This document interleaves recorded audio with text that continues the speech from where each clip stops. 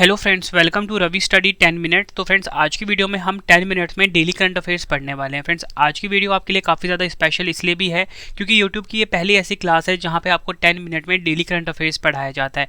जितने भी important question बन सकते हैं आपके एग्जाम के लिए, वो सब सारे क्वेश्चन आपको आज की वीडियो में देखने को मिलने वाले हैं।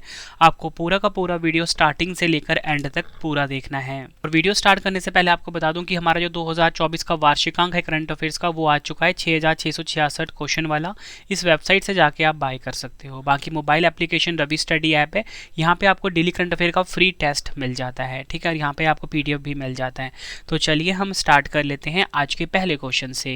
पहला क्वेश्चन है हमारा, भारतीय अंतरिक्ष अनुसंधान संगठन यानी कि इसरो के नए अध्यक्ष कौन बने हैं? तो राइट आंसर हो जाता है इस क्वेश्चन का option D, V Narayanan. V Narayanan जो हैं ये इसरो के यानी कि भारतीय अंतरिक्ष अनुसंधान संगठन इसरो के नए अध्यक्ष बन गए हैं। अगर आपसे एग्जाम में पूछा जाए कि कौन से नंबर के बने हैं, ये काफ़ी इंपॉर्टेंट है। ये 11वें नंबर के इसरो के अध्यक्ष बने हैं।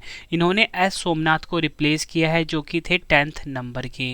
ये फैक्ट आपको ध्यान रखना है कि वी नारायणन नए अध्यक्ष बने हैं इसरो के 11th नंबर के। देखिए फ्रेंड्स, मैं आपको ना डिटेल में समझाता हूँ इसरो के बारे में। देखिए, जो इसरो है ना, ये भारत की ना स्पेस एजेंसी है। क्या है? भारत की स्पेस एजेंसी है। और इसी के साथ अगर हम बात करें कि जो नासा है, नासा जो है ये यूएसए की स्पेस एजेंसी है। आपने कई बार सुना भी होगा न्यूज़ में कि नासा के बारे में। तो यूएसए की स्पेस एजेंसी है, इसरो है भारत की। अगर हम बात करें कि इसरो का हेडक्वार्टर कहाँ पर है, ये भी कई बार एग्जाम में पूछा जाता है। इसरो का हेडक्वार्टर है बेंगलुरु में। बेंगलुरु कहाँ पर है? कर्नाटक में। और इसी के साथ मैं आपको बताना चाहता हूँ, जो इसरो है इसकी फॉर्मेशन हुई थी 15 अगस्त 1969 को। और पहले अध्यक्ष कौन थे इसके? पहले अध्यक्ष थे विक्रम साराभाई। आई होप आपको सारे के सारे फैक्ट्स पता लग गए कि इसरो के नए अध्यक्ष कौन हैं और इसरो के बारे में कंप्लीट इन्फॉर्मेशन। तो चलिए हम नेक्स्ट क्वेश्चन कर लेते हैं। नागरिक उड्डयन महानिदेशालय, जिसे कि हम शॉर्ट में डीजीसीए बोलते हैं, के प्रमुख के रूप में किसे नियुक्त किया गया है? आंसर हो जाता है इस क्वेश्चन का ऑप्शन ए, फैज़ अहमद किदवई। फैज़ अहमद किदवई जो हैं ये नागरिक उड्डयन महानिदेशालय यानी कि डीजीसीए के प्रमुख बने हैं। डीजीसीए को हम directorate general of civil aviation भी बोलते हैं। फ्रेंड्स, ये आप फोटो देखिए फैज़ अहमद किदवई की। यहाँ से जो आपको इंपॉर्टेंट पॉइंट ध्यान रखना है वो ये ध्यान रखना है कि जो डीजीसीए है इसका हेडक्वार्टर एग्जाम में पूछ लिया जाता है, तो वो कहाँ पर है? न्यू दिल्ली में। ये भी आपको ध्यान रखना है।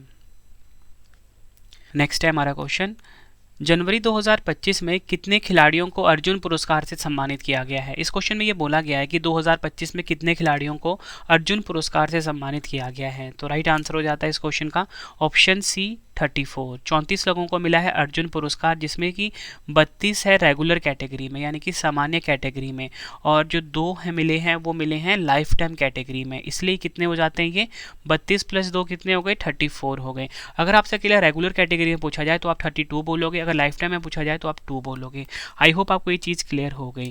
देखिए फ्रेंड्स, अगर हम बात करें अर्जुन पुरस्कार के बारे में, इससे जुड़े काफ़ी सारे क्वेश्चन एग्जाम में आ जाते हैं। तो सबसे पहले क्वेश्चन तो यही एग्जाम में पूछा जाता है कि जो अर्जुन पुरस्कार है इसकी शुरुआत कब हुई थी? तो इसकी शुरुआत हुई थी 1961 में। ये आपको ध्यान रखना है, 1961 में इसकी स्थापना हुई थी। इसे आप नोट डाउन कर लीजिए। और इसी के साथ पूछा जाता है कि ना शुरू में ना इसकी जो विजेता राशि थी वो कितनी थी? तो ना 5 लाख रुपए दिए जाते थे सभी खिलाड़ी को। कितने? 5 लाख रुपए। लेकिन प्रेजेंट में कितना मिलता है? इसे बढ़ा दिया गया है। प्रेजेंट में मिलता है 15 लाख रुपए।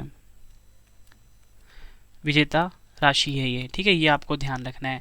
और अर्जुन पुरस्कार जो होता है पिछले 4 वर्षों की अवधि में किसी खिलाड़ी द्वारा उत्कृष्ट प्रदर्शन के लिए दिया जाता है। ये भी आपको ध्यान रखना है। और मैंने आपको बता दिया कि 2025 में टोटल मिला के 34 लोगों को मिला है अर्जुन पुरस्कार, जिसमें कि 32 रेगुलर है और 2 लाइफ टाइम है। इसी के साथ आपको मैं एक और अपडेट दे देता हूँ। देखिए फ्रेंड्स, मैंने आपको यहाँ पे ये तो बता दिया कि 34 लोगों को मिला है अर्जुन पुरस्कार। तो इसी के साथ अगर हम बात करें ना कि मेजर ध्यानचंद खेल रत्न पुरस्कार वो कितने खिलाड़ियों को मिला है? तो मेजर ध्यानचंद खेल रत्न पुरस्कार जो है ये मिला है 4 खिलाड़ियों को।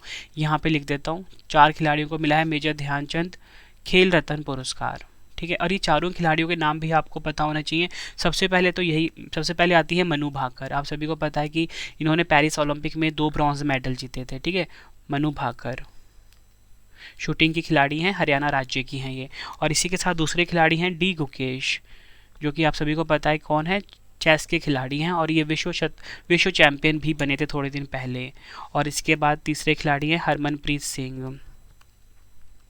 ठीक है, हरमनप्रीत सिंह का संबंध किस खेल से है, ये हॉकी खेल से है। और चौथे खिलाड़ी का नाम भी आप ध्यान रखिए, प्रवीण कुमार। आई होप आपको सारे फैक्ट्स क्लियर हो रहे हैं जो मैं आपको बता रहा हूँ। तो चलिए बढ़ते हैं नेक्स्ट क्वेश्चन की तरफ। कौन सा देश आधिकारिक तौर पर ब्रिक्स का 10वां पूर्ण सदस्य बना है?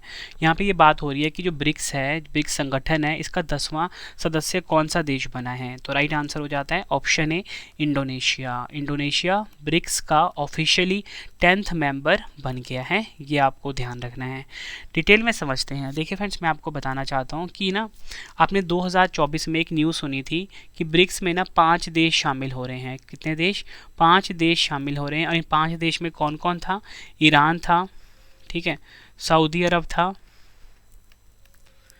ठीक है, सऊदी अरब था, यूएई था, उसके बाद इथोपिया था, और 5वां देश था यहाँ पे इजिप्ट यानी कि मिस्र। तो इन 5 देश को मिलाकर, ठीक है, और ये जो 5 देश तो पहले से ही हैं, ब्राज़ील, ठीक है, Russia, India, China, south Africa, है ना।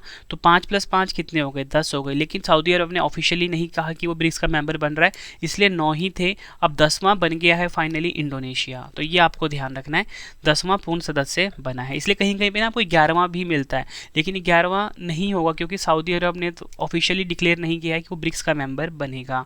आई होप आपको ये चीज़ क्लियर हो गई ब्रिक्स के बारे में।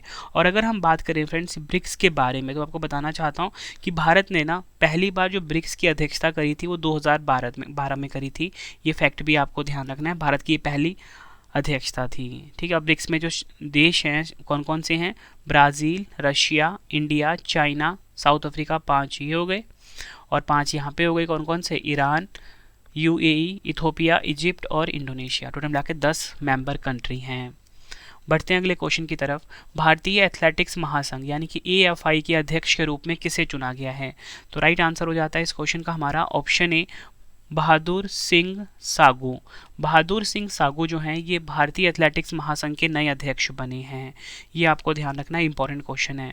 यहाँ पे ना जो संगठन आया है भारतीय एथलेटिक्स महासंघ, इसके बारे में आप जान लीजिए। इसकी स्थापना हुई थी कब? 1946 में। 1946 में क्या हुई थी? स्थापना हुई थी। ये इंपॉर्टेंट क्वेश्चन है। इसी के साथ अगर हम बात करें कि इसका हेडक्वार्टर कहाँ पर है, इसका हेडक्वार्टर है न्यू दिल्ली में, यानी कि मुख्यालय कहाँ पर है? नई दिल्ली में। और इसी के साथ आपको एक और फैक्ट बता देता हूँ कि ना भारतीय एथलेटिक्स महासंघ के कोच का नाम क्या है? तो वो है सरगई मकारोव। और नए अध्यक्ष कौन बन गए हैं? बहादुर सिंह सागू। आई होप आपको ये सारी चीज़ें क्लियर हो गई। बढ़ते हैं अगले क्वेश्चन की तरफ। किस स्क्वैश खिलाड़ी ने ब्रिटिश जूनियर ओपन में अंडर-17 गर्ल्स सिंगल्स का खिताब जीता है? इस क्वेश्चन में ये बोल रहा है कि वह कौन सी स्क्वैश खिलाड़ी हैं जिन्होंने ब्रिटिश जूनियर ओपन में अंडर-17 गर्ल्स सिंगल्स का खिताब जीता है, यानी कि एकल का खिताब जीता है। तो इस खिलाड़ी का नाम है ऑप्शन ए, अनाहत सिंह। चर्चित खिलाड़ी का ये क्वेश्चन बन जाता है। ठीक है, बढ़ते हैं अगले क्वेश्चन की तरफ। केंद्र सरकार ने किस राज्य या यूटी में भारत का पहला जैविक मत्स्य पालन क्लस्टर शुरू किया है? तो राइट आंसर हो जाता है इस क्वेश्चन का ऑप्शन ए, सिक्किम में। सिक्किम में भारत का पहला जैविक मत्स्य पालन क्लस्टर को शुरू किया गया है। ये क्वेश्चन भी एग्जाम के लिए इंपॉर्टेंट है, फर्स्ट इन इंडिया यानी कि भारत का पहला वाला क्वेश्चन है ये। डिटेल में अगर मैं आपको बताऊँ, देखिए फ्रेंड्स, ये जो केंद्रीय पशुपालन और मत्स्य पालन मंत्री हैं राजीव रंजन सिंह, इन्होंने सिक्किम का जो सोरेंग जिला है, यहाँ पे लिख देता हूँ, सिक्किम का जो सोरेंग जिला है, यहाँ पर इस जो भारत का पहला जैविक मत्स्य पालन क्लस्टर है इसका उद्घाटन किया है। ठीक है, ये आपको ध्यान रखना है। बढ़ते हैं अगले क्वेश्चन की तरफ। भारतीय मानक ब्यूरो, जिसे कि हम BIS भी बोलते हैं, ब्यूरो ऑफ इंडियन स्टैंडर्ड्स भी बोलते हैं, का जो 78वां स्थापना दिवस है ये कब मनाया गया है? आंसर हो जाता है ऑप्शन सी, 6 जनवरी को मनाया गया है 78वां स्थापना दिवस भारतीय मानक ब्यूरो का। ये आपको ध्यान रखना है। अब मैं आपको भारतीय मानक ब्यूरो जो है यानी कि ब्यूरो ऑफ इंडियन स्टैंडर्ड्स है, इसके बारे में कुछ फैक्ट बता देता हूँ जो कि एग्जाम में पूछे जाते हैं। देखिए फिर सबसे पहले आपको पता होना चाहिए कि 6 जनवरी 1947 को इसकी स्थापना हुई थी। ठीक है, इसलिए 6 जनवरी 2025 को कौन सा स्थापना दिवस मनाया गया? 78वां स्थापना दिवस मनाया गया। तो आपको स्थापना पता लग गया ना, एग्जाम में पूछा जाता है स्थापना BIS का। इसी के साथ बात करें कि इसका ना हेडक्वार्टर कहाँ पर है, तो हेडक्वार्टर है न्यू दिल्ली में, ठीक है। और इसकी अगर हम संगठन की बात करते हैं, इस संगठन के महानिदेशक कौन है, प्रमोद कुमार तिवारी हैं, प्रमोद कुमार तिवारी हैं। आई होप आपको ये सभी फैक्ट्स क्लियर हो गए BIS के बारे में। फिर जो मैं आपको बता रहा हूँ ना, इसको आप नोट डाउन कर लीजिए अपने कॉपी में, ठीक है। बहुत ज़्यादा हेल्प मिलेगी आपको आपके एग्ज़ाम में। मैं बिल्कुल आप कम टाइम में पढ़ा रहा हूँ ताकि आप एग्ज़ाम से पहले पूरा रिवीजन अच्छे से कर पाओ, ठीक है। बढ़ते हैं अगले क्वेश्चन की तरफ। किस राज्य सरकार ने अनुसूचित जनजाति यानी कि ST के छात्रों के बीच शिक्षा को बढ़ावा देने के लिए शहीद माधो सिंह हाथ खर्चा योजना शुरू की है? तो राइट आंसर हो जाता है इस क्वेश्चन का हमारा ऑप्शन डी, ओडिशा। ये आपको ध्यान रखना है। ओडिशा राज्य की सरकार ने शुरू किया है शहीद माधो सिंह हाथ खर्चा योजना। उद्देश्य पता लग गया, अनुसूचित जनजाति के छात्रों के बीच शिक्षा को बढ़ावा देने के लिए, ठीक है।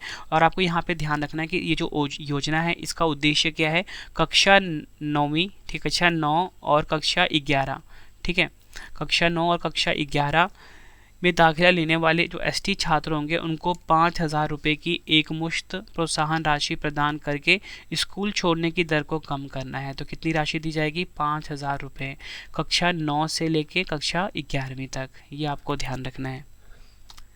बढ़ते हैं अगले क्वेश्चन की तरफ। किस केंद्रीय मंत्री द्वारा नई दिल्ली में राजघाट के पास गांधी दर्शन आर्ट गैलरी का उद्घाटन किया गया है? आंसर हो जाता है इस क्वेश्चन का option C, Om Birla.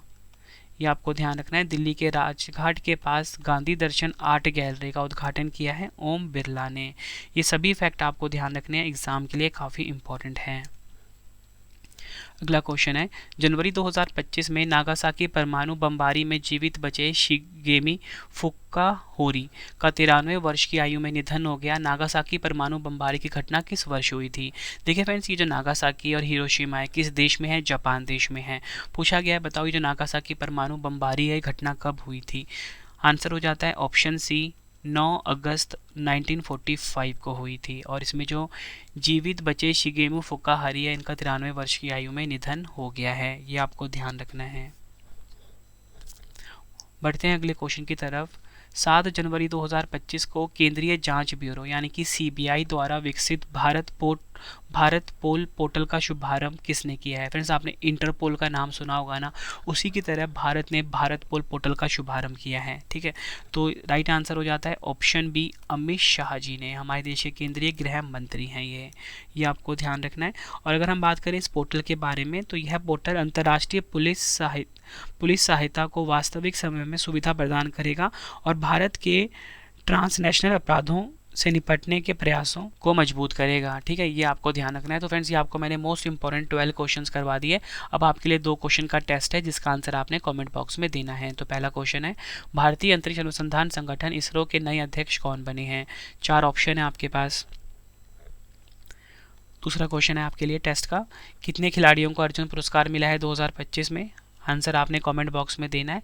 Video कैसी लगी आपने अपना फीडबैक भी ज़रूर देना। और फ्रेंड्स, आपको डेली करंट अफेयर्स यहाँ पे मिलेगा 10 मिनट में, ठीक है। और आपके हर एग्जाम ओरिएंटेड क्वेश्चन मिलेंगे यहाँ पे, ठीक है। तो आपको वीडियो कैसी लगी ज़रूर बताना। अगर आपको बुक्स बाय करनी है आपके रवि सर की, तो रवि अदिति publication.com, यहाँ पे हमारी जो 25,000 GK GS की बुक है वो भी आ चुकी है। और इसी के साथ हमारी जो PDF की वेबसाइट है वो है www.ravibookspdf.com। यहाँ पे आपको वार्षिकांक मिल जाता है हमारा 2024 का, ये लॉन्च हो चुका है। इसी के साथ हमारा mobile application Ravi study app है, इसे अपने फ़ोन में आप इंस्टॉल कर लीजिए। यहाँ पे आपको PDF और डेली करंट अफेयर का टेस्ट मिल जाता है बिल्कुल फ्री। बाकी अगर आपको कोई भी वीडियो कोर्स चाहिए या नोट्स चाहिए करंट अफेयर्स के, तो यहाँ पे आपको मिल जाएगा, ठीक है फ्रेंड्स। तो चलिए मिलते हैं आप सभी से अब नेक्स्ट वीडियो में। Thank you and wish you all the best.